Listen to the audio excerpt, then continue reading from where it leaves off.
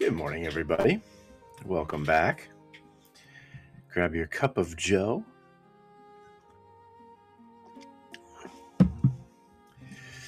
All right, so yesterday we read that there is no specific difference in God, which, remember, everything is in a genus of some kind. A specific difference is, like in our case, we're animals as men. The definition is rational animal. So animal is the genus, rational is the specific difference that makes the species. So the species within the genus of animal, the species is man, described as rational animal. Okay. So now we've ruled out that it's not, we've established yesterday that it's not possible that there be a specific difference in God, or a substantial difference, as he called it as well. I think that might just be a translation anomaly, though. I didn't have time to look up the Latin, pardon me. But so now we're asking, well, is there a genus in God? Let's find out. From this we infer necessarily that God is not in some genus. Everything in a genus has something within it by which the nature of the genus is determined to its species. For nothing is in a genus that is not in some species of that genus. But as we have shown, this determination cannot take place in God. That was just last chapter. God cannot then be in some genus. If, moreover, God is in a genus, either he is in the genus of accident or that of substance. He is not in the genus of accident, since the first being and the first cause cannot be an accident. Neither can God be in the genus of substance, since the substance that is a genus is not being itself. Otherwise, every substance would be its being and would thus not be caused by another, which is impossible, as is evident from what we have said. Therefore, God is not in some genus. Again, whatever is in a genus differs in being from the other things in that genus. Otherwise, the genus would not be predicated of many things, but all the things that are in the same genus must agree in the quiddity of the genus. Since the genus is predicated, remember, predicated means spoken of. Like we apply a word to something for a reason. That's called predicated. Genus is predicated of all things in terms of what they are. In other words, the being of each thing found in a genus is outside the quiddity of the genus. This is impossible in God. God, therefore, is not in a genus. So what he's saying there is the quiddity of something and its being are distinct. When you're talking about the genus of something, being is separate than that. And so therefore, since being is God's essence, it can't be a genus. But also remember, I know that these are a little bit of we are talking nuances and things. Remember, we're laying a foundation, so we're almost through. There's like a couple other chapters of foundation like this that are a little bit laborious, and then it starts to get. It's still going to be very precise and at times laborious here and there, but it's not going to be. It's going to be more satisfying. Let's put it that way. So, your patience will be rewarded. Let's see. Also, what he was saying here about a genus being applied to many things, the quiddity. When we say man is an animal, as the genus of man is animal, and the specific difference is rational, we mean the same thing when we call man an animal as we do when we call a dog or a dolphin an animal, right? It means the same thing. We're applying it to different things. We're predicating the word to different things. What do those things have in common? Animal. That's what we call a genus. Then, too, each thing is placed in a genus through the nature of its quiddity, or the whatness, right? For the genus is a predicate expressing what a thing is, but the quiddity of God is his very being. Accordingly, God is not located in a genus, because then being, which signifies the act of being, would be a genus. Therefore, God is not in a genus. Now, that being cannot be a genus is proven by the philosopher in the following way. Because immediately when he says that, the question automatically arises, well, why isn't being just a genus? Can't being itself be a genus? Aha. If being were a genus, we should have to find a difference through which to contract it to a species.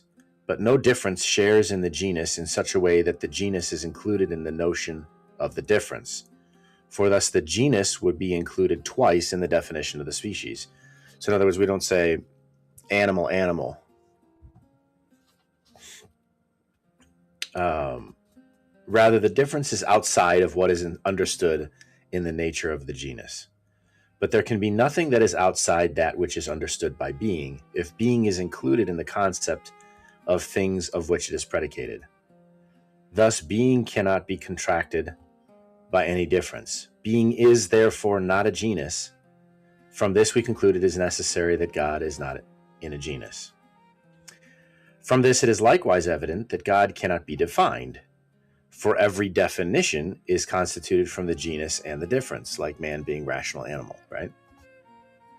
It is also clear that no demonstration is possible about God except through an effect. For the principle of demonstration is the definition of that which the demonstration is made.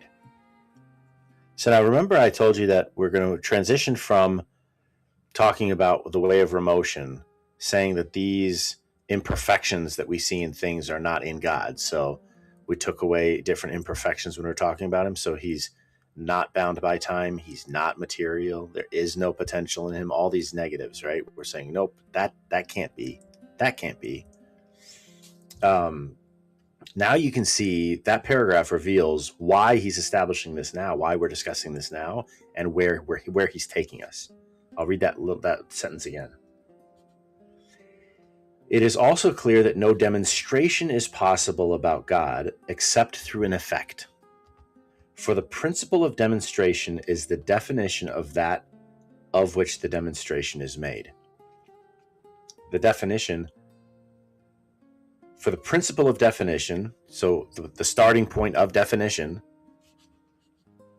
is that of which the demonstration is made. So the paragraph before this, the sentence before this, he says, we can't define God and we can't actually demonstrate anything about God because there is no genus in him. We can't even define him. So how are we going to demonstrate anything about something we can't define? And therefore he says, except through an effect. That's the key phrase right there. Now it can seem to someone that although the name substance cannot properly apply to God, because God does not substand accidents, literally meaning stand underneath accidents, or quality, or quantity, measure, these are all accidents. Yet the things signified by the name is appropriate, and thus God is in the genus of substance, for a substance is a being through itself. Now this is appropriate to God, since we have proved that he is not an accident. Let me read that again, that paragraph again, those two sentences again, because I interrupted the flow of thought. Now it can seem to someone that although the name substance cannot properly apply to God, because God does not substand accidents, yet the thing signified by the name is appropriate, and thus God is in the genus of substance. For substance is a being through itself. So it would seem that applies, right? Now this is appropriate to God, since we have proved that he is not an accident. To this contention we must reply, in accord with what we have said, that being through itself is not included in the definition of substance.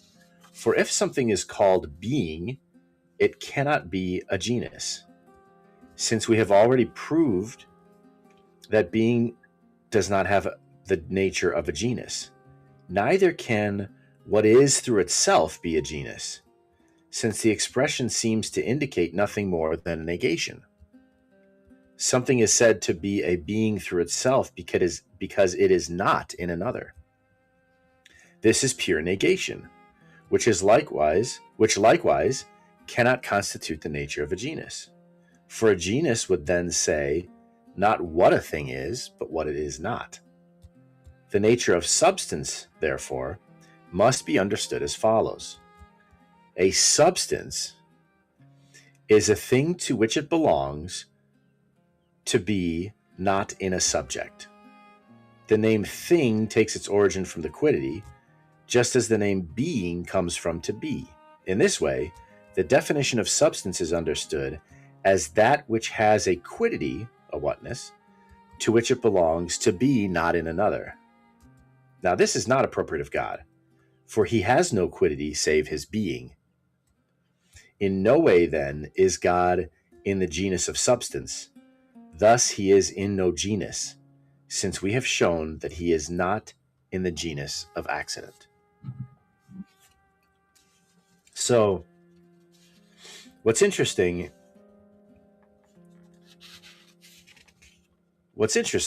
is one of the distinctions I learned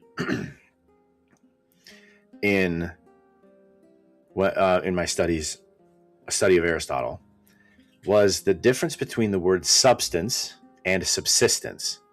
They can both be said of the same thing. A subsistence, meaning it exists. It subsists on its own. It has being on its own. Subsistence. Substance takes that idea of having being through itself, but it also it stands under accidents like bearded, musical, whiteness, all these things that pertain to this or that particular substance, like Jonah. So when you add the notion, you say subsistence and substance of the same thing, you can point to the same thing and say that both of those words accurately, truly. One includes the notion of standing under and giving being to accidents. But since in God there is no accident, we can't use the word substance, but we can, and it's more appropriate to use the word subsistence. So, very interesting. These are the kinds of subtle definitions that can seem like an excessive and petty nuance, but again, a small error in the beginning leads to great errors in the end, as Thomas told us in his work on Being in Essence. So the reason why this particular distinction is really important, we're going to see when we get back to when he addresses the question of whether or not there is a Trinity in God, which is Christian doctrine, right? The Christian understanding is that that God is a Trinity. The definition of person, so 3 persons, 1 God. The definition of person in man is that we are a person, for us, what we call a human person, right? We say an individual substance of a rational nature.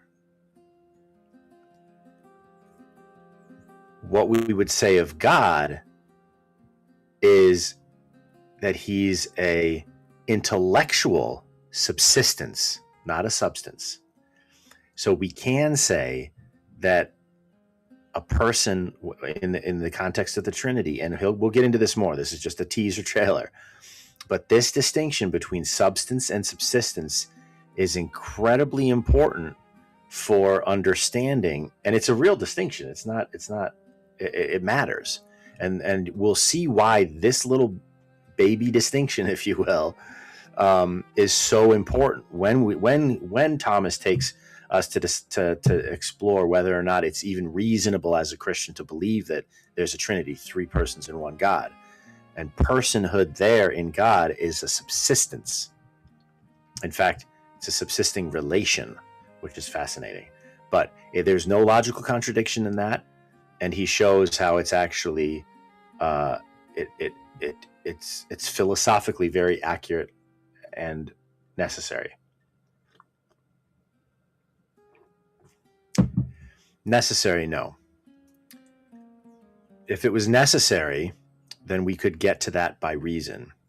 But we know the Trinity is a revealed truth revealed to us in Scripture. Shiva, what's up, man? Substance versus subsistence, only on Cup of Jonah. I appreciate you, brother. Great conversation with Shiva last night on Philosopher King, by the way. We talked, we had a deep dive on trading the markets, day trading, and how discipline, imagine that, Shiva discipline, sharing with us his approach of how discipline makes or breaks a trader. Like so many things in life, discipline makes or breaks your success. But then we also, we pivoted a bit into philosophy and religion, and unpacked some really beautiful concepts. So definitely check it out. It's on the Philosopher King podcast page. It's also on the YouTube at Jonah Stormrider. Shiva had a great idea, and when you guys see this pop up, I want Shiva to have credit ahead of time.